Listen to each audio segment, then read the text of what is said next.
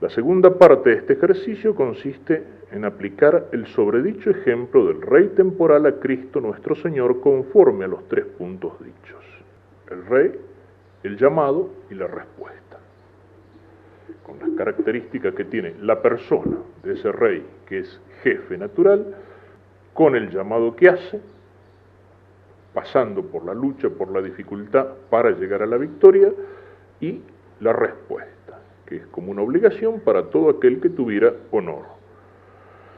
Y en el primer punto, si tal vocación consideramos del Rey temporal a sus súbditos, cuánto es cosa más digna de consideración, es decir, no rechaza al otro, es bueno, aquel que defiende en el orden temporal, al menos el orden natural, y más si lo hace pensando en el orden impregnado por el espíritu del Evangelio en la sociedad, realiza una misión que es noble. En ese sentido decía el Papa Pío XI, hablando a los universitarios de Acción Católica, él hablaba de la caridad política y decía que es la más alta después del apostolado directo, es decir, después de aquel apostolado que se preocupa directamente por la salvación de las almas, se viene la caridad que se preocupa por el bien común de la sociedad. ¿Cuánta es cosa más digna de consideración ver a Cristo nuestro Señor, Rey eterno, y delante de Él a todo el universo mundo? Es decir, mirar hacia Cristo, Rey eterno. Cristo es Rey, como nos dice el Papa Pío XI en aquella encíclica que fue para él el fundamento del espíritu de la Acción Católica, la Quas Primas, sobre el reinado de Cristo. Dice, Cristo es Rey por su propia naturaleza divina, porque como Dios es dueño de todas las cosas, es el verbo en el cual todas las cosas fueron creadas, es Señor de todas las cosas.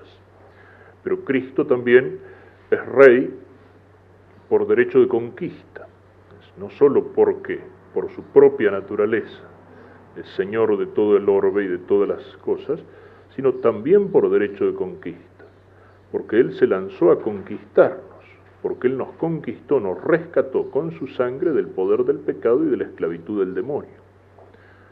Yo eso lo veo tan claro en esa escena del Evangelio, cuando nos muestra a Cristo tentado por Satanás. Satanás dice en un momento, lo lleva a un lugar alto y desde ahí le muestra todos los reinos de la tierra, y el diablo le dice a Cristo, todo esto es mío, si me adoras te lo daré. O sea, ¿con qué derecho el diablo puede decir todo esto es mío? Él no lo ha creado, es Dios el que lo ha creado, Dios el que ha hecho este mundo, en el cual decíamos las cosas son buenas. ¿Miente el diablo? No, es mentiroso, pero en este caso no.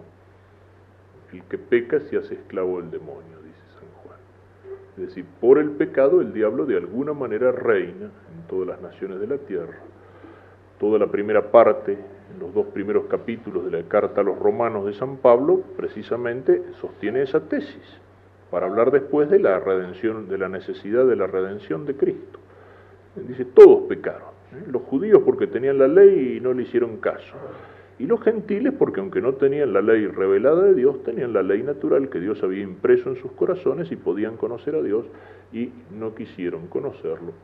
Es decir, todos son pecadores y todos están necesitados de redención. Entonces, por el pecado, el mundo cae bajo el poder del demonio. Por eso Cristo lo puede llamar el príncipe de este mundo. Hay un detalle, ¿no? Al margen. El diablo no miente, pero se equivoca. O sea, Cristo le podía haber dicho, todo eso es tuyo, sí. Menos mi madre, menos la Santísima Virgen, que en vista y prevención de la redención de Cristo, desde el primer instante de su concepción, había sido preservada de toda mancha del pecado original. En todos nosotros, aunque sea por el pecado original, algún poder tuvo alguna vez el demonio. En la Virgen Santísima no. Por eso aparece la Inmaculada Concepción pisando la cabeza de la serpiente.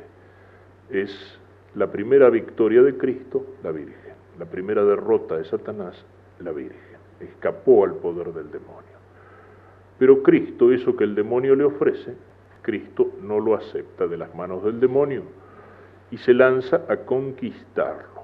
Es Es decir, con su muerte en la cruz y con su resurrección, Cristo se lanza a conquistar ese mundo que está en poder del pecado. He venido para salvar a los pecadores, dice Cristo. Esa es la empresa de conquista. Por eso señalaba Pío XI que es rey por su propia naturaleza divina, al cual todas las cosas tienen que estar sometidas. Y es rey también por derecho de conquista, porque nos arranca con su sangre del poder del demonio. Y en tercer lugar dice, tiene que ser rey también por elección, es decir, por nuestra elección voluntaria cuando nosotros en la fe lo aceptamos, no porque nosotros al elegirlo lo nombremos rey, no depende de nuestros votos ni depende de las opiniones de la mayoría el reinado de Cristo. Pero cuando nosotros elegimos seguir a Cristo, cuando lo que hacemos ¿qué es? Es reconocerlo como rey. Es reconocer eso que Él tiene por derecho de naturaleza y por derecho de conquista, es reconocer su realeza. Y el Señor quiere al conquistarnos, pero conquistarnos no obligándonos, sino precisamente pide de nosotros esa respuesta, ese llamado, ese reconocimiento de su realeza.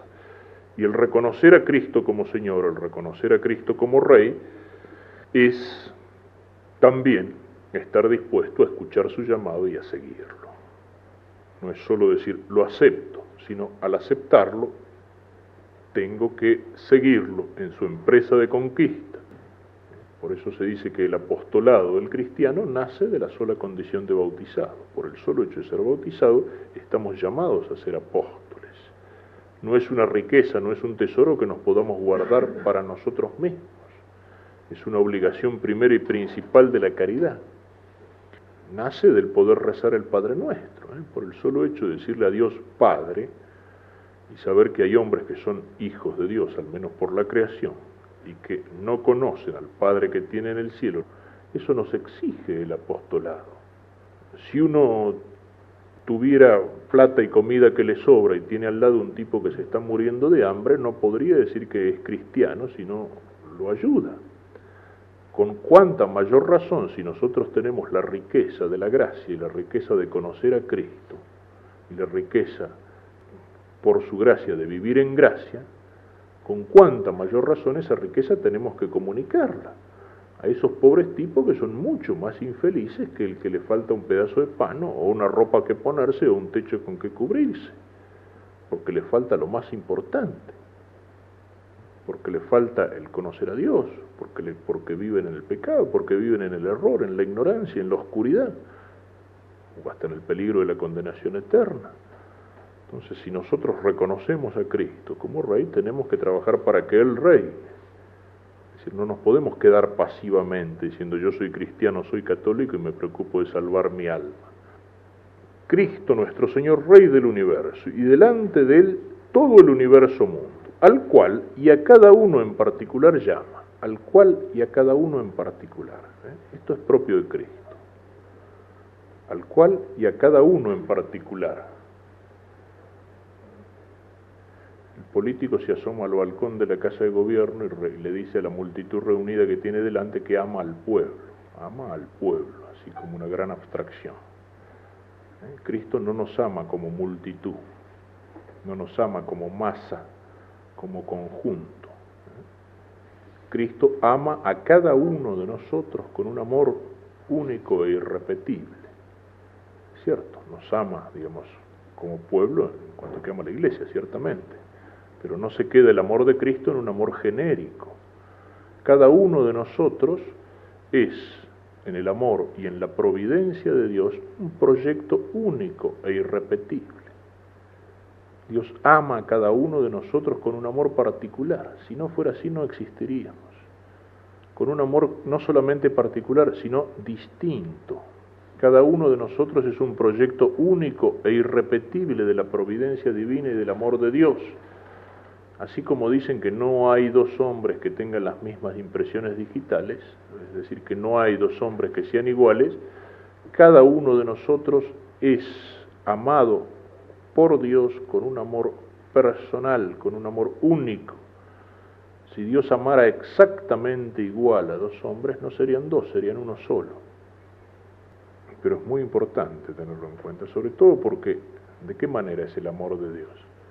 Cuando nosotros amamos a una persona es porque en esa persona encontramos algo amable, es decir, algo digno de ser amado. En cambio, Dios no nos ama porque encuentre en nosotros algo digno de ser amado. Porque el amor de Dios es el que toma la iniciativa. Dios nos ama cuando nos comunica la existencia. Dios nos ama cuando nos crea. Es decir, que el amor de Dios es un amor creador. Yo cuando amo a una persona, amo en esa persona lo que es amable, pero yo no se lo he dado, lo tiene. En cambio, Dios me ama en el momento en que me da los talentos. Y entonces, precisamente por ahí es por donde se puede afirmar que cada uno de nosotros, como somos distintos, Dios nos ama de una manera particular. Y de la misma manera, Cristo no nos llama solamente así de una manera general. A ver, todos los que me quieran seguir, sí, nos llama así, llama a todos los hombres, pero llama a cada uno de nosotros, a cada uno en particular. Y le dice: mi voluntad es de conquistar todo el mundo y todos los enemigos, y así entrar en la gloria de mi Padre. Es decir, conquistar todo el mundo y todos los enemigos. Nuevamente aquí aparece eso. No es solamente la conquista de la iglesia que sigue a Cristo, no es solamente una conquista física, territorial, una conquista de sometimiento, sino que es una conquista de convencimiento también. Le interesa conquistar todo el mundo, sí, pero también todas las almas, cada una de esas almas, y así entrar en la gloria de mi Padre. En lo que dice San Pablo: todo es vuestro, vosotros sois de Cristo, Cristo es de Dios. Ese es el orden. El hombre, señor de las cosas, pero al mismo tiempo sujeto a Cristo, y entonces Cristo entrega al Padre todos los hombres y todo el mundo y todas las cosas. Conquistar todo el mundo y todos los enemigos es lo que significa esa realeza de Cristo. Es una realeza interior, ciertamente. El reino de Dios está dentro de vosotros, dice la Escritura, aunque también eso puede significar está entre vosotros. Soy rey, le dice Cristo a Pilatos, pero mi reino no es de este mundo, en el sentido de que no es un reino temporal, de que no tiene origen en este mundo, no en el sentido de que Cristo no tiene que reinar también sobre este mundo. Es un reino en las almas, pero es un reino que de alguna manera tiene que impregnar también la sociedad, porque el hombre es por su propia naturaleza animal social. Entonces, este reino no puede ser reino solamente en el interior de las almas o en los corazones, como nos ha querido hacer el individualismo. La religión es una cosa muy buena, es un respetable sentimiento privado, interior, pero que no tiene nada que ver con todo lo demás. No, y lamentablemente esa mentalidad ha entrado mucho y entra entre los católicos. ¿Cuántos son los que son en la práctica esa especie de liberalismo o individualismo católico? Pero el caso es real. Un lechero que había en Entre Ríos, que era de un grupo de una parroquia, y él era muy católico y a católico no lo ganaba nadie, hasta que un día, discutiendo con un compañero de trabajo, el otro le dijo: che, ¿es cierto que los católicos no le pueden echar agua a la leche? Y a este no le gustó nada. Dice: no me vengas con eso, porque eso no tiene nada que ver. Claro. Claro. En fin, aquí a lo mejor lo podríamos poner en otro tipo de producto, pero esa es la mentalidad de muchos. No, la religión es una cosa privada, es algo que está en el interior del hombre, pero no afecta la vida social. ¿Y cuántos son los católicos que viven así? Son católicos, a lo mejor hasta van a misa, por ahí rezan, pero Cristo no tiene nada que ver con la familia, Cristo no tiene nada que ver con la escuela, con la educación, Cristo no tiene nada que ver con la cultura, Cristo no tiene nada que ver con los negocios, por supuesto, menos todavía. Cristo no tiene nada que ver con la vida profesional, Cristo no tiene nada que ver con la política, Cristo no tiene nada que ver con las diversiones. Un catolicismo individualista encerrado en un rinconcito del alma. Encerrado en un rinconcito del alma. Es como si en una habitación de la casa uno tuviera una especie de santuario lleno de imágenes, estampitas y velas prendidas y el resto de la casa fuera un prostíbulo. Y eso es lo que en la práctica pasa cuando se pierde la dimensión social que tiene el hombre y la dimensión social que tiene el reinado de Cristo. Sin confundir los planos, pero esa dimensión o esa consecuencia la tiene. Es lo de aquel santo que confesor de un rey que después de escucharlo en confesión le dice, bueno, estos son los pecados de fulano, ahora los pecados del rey. Es como si uno le dijera, qué sé yo, a un empresario católico, bueno, muy bien, ya te confesaste de que mentiste, de que faltaste a misa el domingo, y de que no le fuiste fiel a tu señora. Ahora, los pecados del empresario, y los negocios cómo andan, caminan derecho, la responsabilidad, digamos, social en ese sentido. El reino de Cristo en ese sentido es interior, pero tiene también una proyección exterior, tiene una dimensión social. Esto nace, como lo señala el cardenal Höffner, un excelente librito sobre la doctrina social de la Iglesia. Dice, la doctrina social de la Iglesia nace de la encarnación del Verbo, es decir, del hecho de que Dios se hizo hombre. Es lo contrario de lo que Chesterton decía. Algunos quieren una iglesia tan espiritual que lo único que quisieran ver de la iglesia es su espíritu, es decir, su fantasma. Dice, porque si negamos lo humano, lo natural, estamos destruyendo lo sobrenatural. Cristo es Dios y hombre, inseparablemente las dos cosas. ¿Cuál es la consecuencia social de eso? Ojo, hay dos errores. Uno es el que está muy de moda en nuestro tiempo. Es todo aquello que nace de la teología de la liberación, de la teología de la revolución, de la teología política, de la teología negra y de toda otra serie de teologías que no son teologías, son sociologías. Es olvidarse la dimensión trascendente de Cristo, olvidarse de que es Dios ante que todo. Y entonces pensar que la misión de la Iglesia que continúa a Cristo es solamente una misión temporal, una misión horizontal. Es pensar que la Iglesia tendría que ser algo así como una fábrica de revoluciones, como un sindicato, como un partido político, como una cosa cuya misión se termina en el plano horizontal, se termina en el plano de lo temporal. Eso es una falsificación del reinado de Cristo y del mensaje de Cristo y de la misión de la Iglesia. La Iglesia tiene antes que nada una misión que es trascendente, pero también puede estar el error opuesto, el error contrario. El error de todas estas teologías, entre comillas, horizontalistas, teologías que miran solamente el plano del compromiso temporal entre los hombres y pierden la dimensión de la trascendencia, la dimensión vertical, la dimensión de la gracia, está en negar, es el verbo el que se hace carne, es decir, está en negar la divinidad de Cristo. Pero también a veces uno encuentra en algunos católicos una especie de actitud aséptica que niega lo otro, es decir, niega de alguna manera la humanidad de Cristo. Es decir, esa posición que decíamos antes, que entiende la religión exclusivamente, qué sé yo, en la iglesia, en la devoción privada, en la oración, pero no entiende la dimensión o la trascendencia que tiene que tener la iglesia, que tiene que tener la doctrina de Cristo, que tiene que tener el mensaje de Cristo en el plano de la cultura, en el plano de la educación, en el plano social, en el plano de todas esas cosas. Y entonces, si uno toca alguno de esos temas, no, nene, caca, eso política, eso no se toca. No, cuidado, el Papa se está metiendo en política, porque habla de la paz, o el cura se está metiendo en política. Es cierto que a veces puede haber desviaciones para los dos lados, pero Cristo es Dios y hombre, y la misión de la Iglesia es antes que nada esa misión sobrenatural, trascendente, pero esa misión impregna de alguna manera el orden de lo temporal, impregna el orden de lo social. Es decir, el reinado de Cristo tiene una dimensión social. No quiere decir que haya que hacer un partido político Cristo Rey, o que haya que hacer...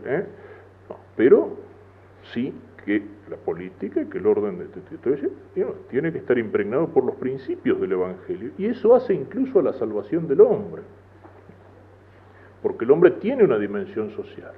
Es cierto que mi salvación en última instancia es algo absolutamente personal e intransferible. Ahora está de moda decir a veces nos salvamos todos juntos. Guarda. Sí, el concilio dice, Cristo no quiso que nos salváramos individualmente. Nos salvamos en la iglesia, nos salvamos en la práctica de la caridad, nos salvamos, pero a veces se entiende, nos salvamos todos juntos, algo así como nos salvamos en patota, nos salvamos en grupo, en masa, no. O sea, uno puede llegar, piensa como si uno llega, qué sé yo, llega a la puerta del cielo y le dice a San Pedro, acá vengo con los muchachos, y entonces, bueno, pasen, y entra toda la patota y yo puedo entrar colado.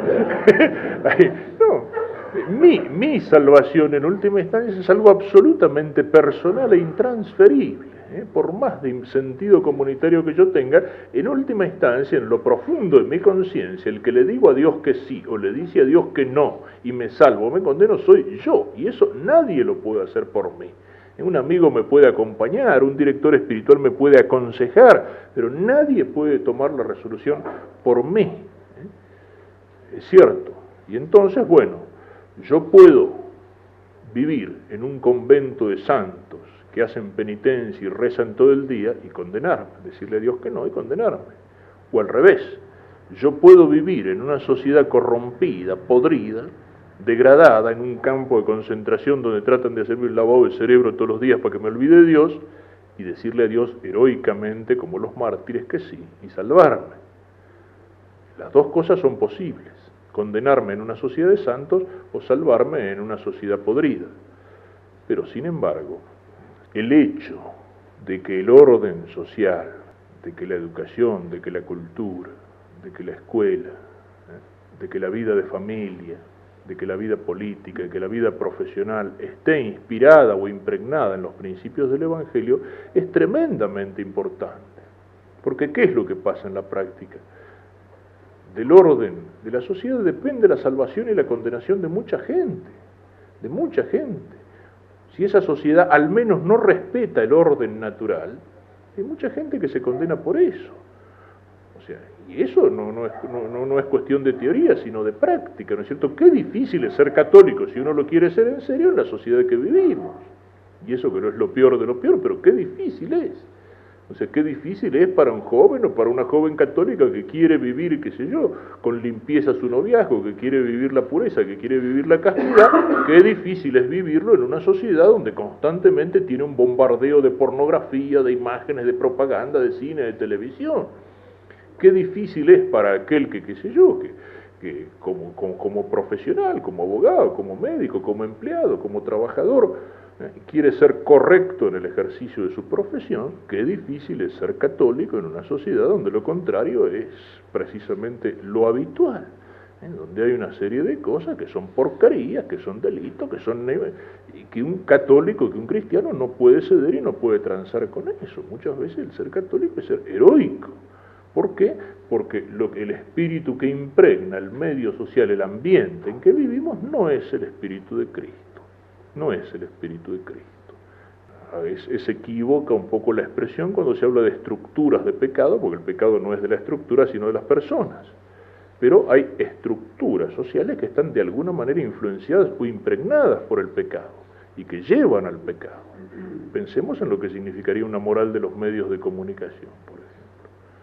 Y qué distinto sería para la salvación eterna de la gente si los que tienen la responsabilidad de los medios de educación se preocuparan para que esos medios fueran un instrumento de educación en el espíritu del orden natural y del orden sobrenatural, es decir, fueran educación para el bien, para la virtud, en vez de ser medios de destrucción de la familia, medios que rebajan y que degradan el sentido del amor, el sentido de la fidelidad, el cuerpo, sobre todo el cuerpo de la mujer, utilizado como una carnada, como un anzuelo. Es decir, el hombre vive en una dimensión personal y social al mismo tiempo. Entonces, ese reino de Cristo, si bien es un reino que empieza en lo interior, en las almas, sin embargo, tiene que tener una trascendencia, una dimensión a todos los ámbitos donde el hombre vive. No existe un paraíso en la tierra, la doctrina social de la Iglesia es realista en eso. Una sociedad cristiana impregnada por el espíritu del cristianismo no será un paraíso terrenal, seguirá habiendo pecados, seguirá habiendo problemas, injusticias, crímenes, ciertamente que sí, pero qué distinto que es la cosa, qué distinto que sería la cosa. Me acuerdo que me lo decía una vez en Roma un viejo que tenía una librería de libros usados y con el cual yo iba a charlar a veces y que había sido combatiente en 2 o 3 guerras. y me hablaba de la situación de Italia y me decía, mire, acá lo que hace falta en Italia, me decía, es un dictador que ponga una sola ley. Señores, hay que cumplir los 10 mandamientos. Bueno, es un poco utópico, ¿no es cierto? Pero, a decir verdad, lo que sería una sociedad en la cual se cumplieran los 10 mandamientos, lo que sería una sociedad donde los hombres trataran de vivir respetando los mandamientos de Dios, amando a Dios y el prójimo. No sería un paraíso en la tierra, pero sería bastante más respirable que el mundo en que vivimos. Por eso dice el Señor, mi voluntad es de conquistar todo el mundo y todos los enemigos y así entrar en la gloria de mi Padre. Y ahora viene el llamado al seguimiento. Por tanto, quien quisiere venir conmigo ha de trabajar conmigo, es decir, trabajar y sufrir, porque siguiéndome en la pena también me siga en la gloria. Y estas palabras que San Ignacio le presta a Cristo no son un invento. El que quiere venir conmigo, que tome su cruz y que me siga. Si el mundo me ha perseguido, también los va a perseguir a vosotros. O sea, Cristo no nos engañó en ningún momento. Cristo nos llama para seguirlo.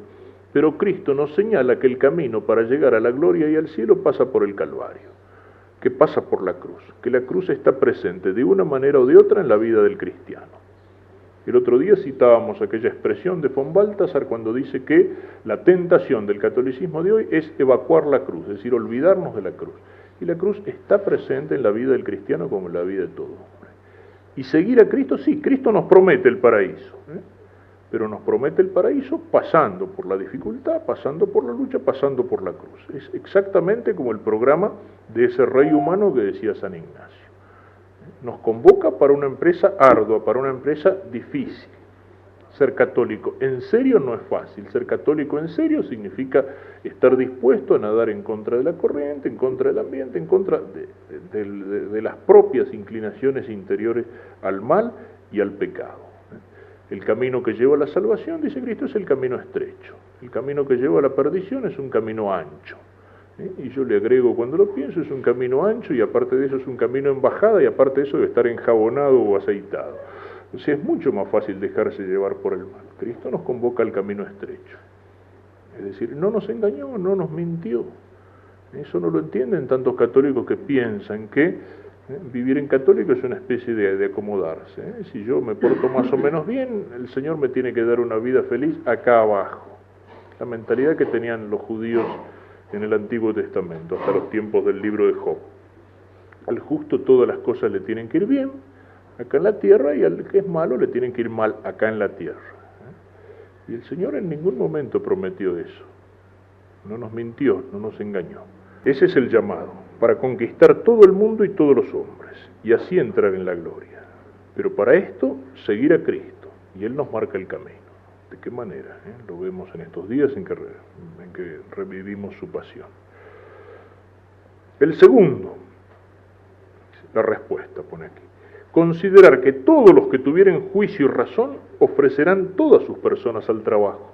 Ojo, acá no dice algunos particularmente llamados, dice todos los que tuvieren juicio y razón. Y escuchen el llamado de Cristo. Es decir, lo que decíamos antes, todo cristiano, todo el que es llamado por Cristo y escucha el llamado, está llamado de una manera o de otra, cada cual de acuerdo a sus posibilidades, a sus condiciones, a sus capacidades, a su vocación particular, pero por el hecho de ser cristianos y bautizados, estamos llamados a colaborar con Cristo en esta empresa de conquista, es decir, estamos llamados a ser apóstoles, cualquiera que sea el puesto que nos toque en esa empresa, el lugar o lo que sea. Y el tercero, acá sí, ya llama a aquellos que están dispuestos a seguirlo en una vocación particular, que no necesariamente es la vocación sacerdotal o religiosa, pero sí una vocación de seguir a Cristo mucho más de cerca. O sea, una particular vocación al apostolado, que esto sí no afecta a todos los cristianos. Esto hay que aclararlo. Después diremos alguna cosa sobre elección de Estado y reforma de vida en la plática, pero a veces conviene aclararlo.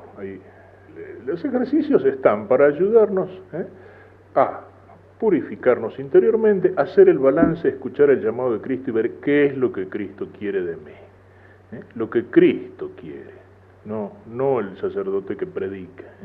La vocación es llamado de Cristo. Lo que pasa es, claro, ciertamente, sí, de los ejercicios espirituales de San Ignacio surgen vocaciones religiosas, vocaciones sacerdotales. ¿Por qué? No porque a nadie se le imponga, no porque a nadie se le haga un lavado de cerebro, sino simplemente porque uno se encuentra en un momento propicio para pensar en serio las cosas. Y entre esas cosas serias que un muchacho puede pensar, a veces es la decisión de su vocación. Simplemente es eso. Es un momento propicio para eso. Tercer punto, entonces, los que más se querrán afectar y señalar. Es decir, llama a algunos que tienen la particular vocación de seguir a Cristo más de cerca. No solamente ofrecerán sus personas al trabajo, mas haciendo contra su propia sensualidad y contra su amor carnal y mundano, harán oblaciones de mayor estima y momento, diciendo, y pone como una oración u oblación de total ofrecimiento: Eterno Señor de todas las cosas, yo hago mi oblación con vuestro favor y ayuda, delante de vuestra infinita bondad y delante de vuestra Madre gloriosa y de todos los santos y santas de la corte celestial, que yo quiero y deseo, y es mi determinación deliberada, solo que sea vuestro mayor servicio y alabanza, de imitaros en pasar todas injurias y todo vituperio y toda pobreza, así actual como espiritual, queriéndome vuestra santísima majestad elegir y recibir en tal vida y estado.